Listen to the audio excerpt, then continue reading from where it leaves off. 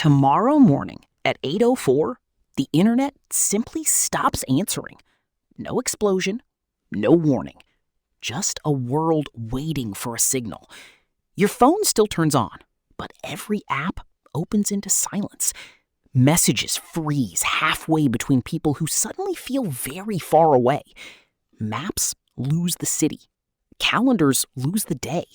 Payments lose permission. Outside, nothing has physically broken. And that is the scary part. The buildings are still standing. The lights are still on. But the nervous system underneath modern life has gone dark. Most people think the internet is websites, videos, and messages. That is only the part we touch. The deeper internet moves money, medicine, shipping, electricity, and memory. It tells machines what time it is, and people what is true. So if it vanished tomorrow, the first disaster would not be loud.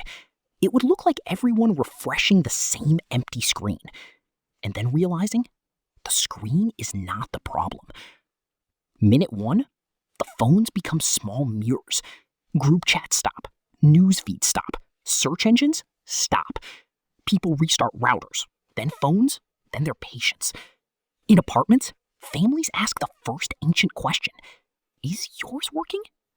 In offices, video calls become frozen portraits of confusion. Remote workers stare at dashboards that no longer have a server. At coffee shops, card readers blink like they are thinking.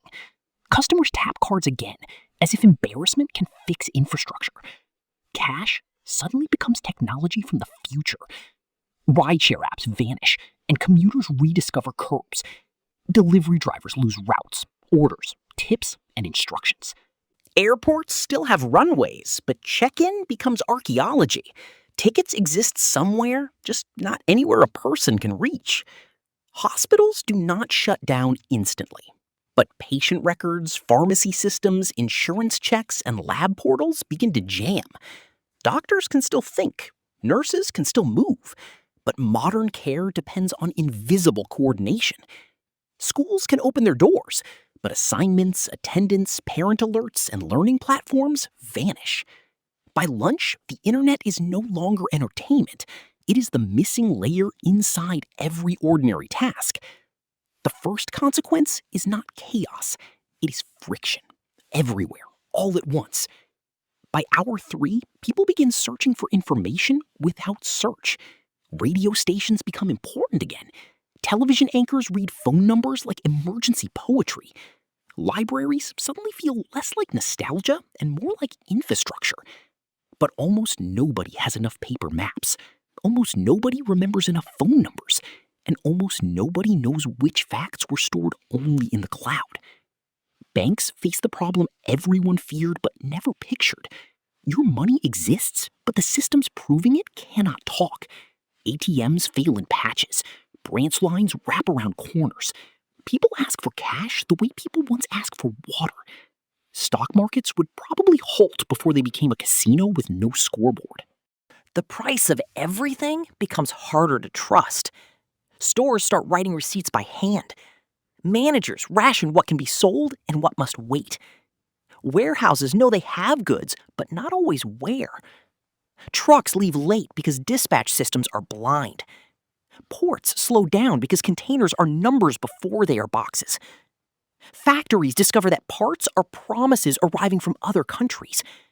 Supermarkets do not empty because food disappears. They empty because coordination disappears. Meanwhile, rumors grow faster than facts. Without feeds, the feed moves into crowds. Someone heard the internet is coming back in 2 hours. Someone else heard it is never coming back. Both stories travel at human speed, which is still fast enough. Governments speak through broadcast channels, press rooms, and emergency alerts.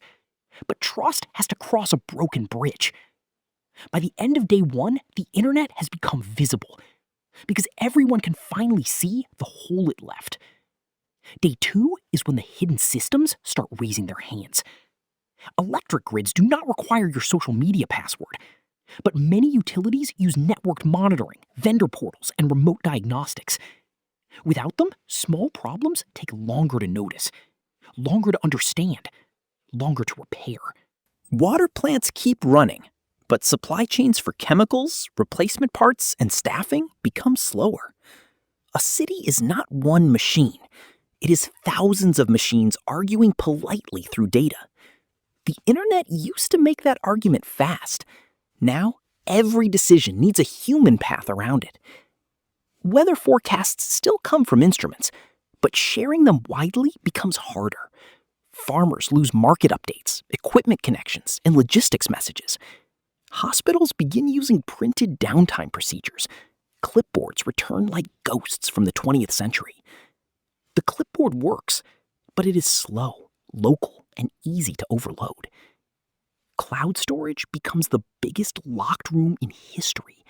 Photos, contracts, designs, backups, school essays, family videos.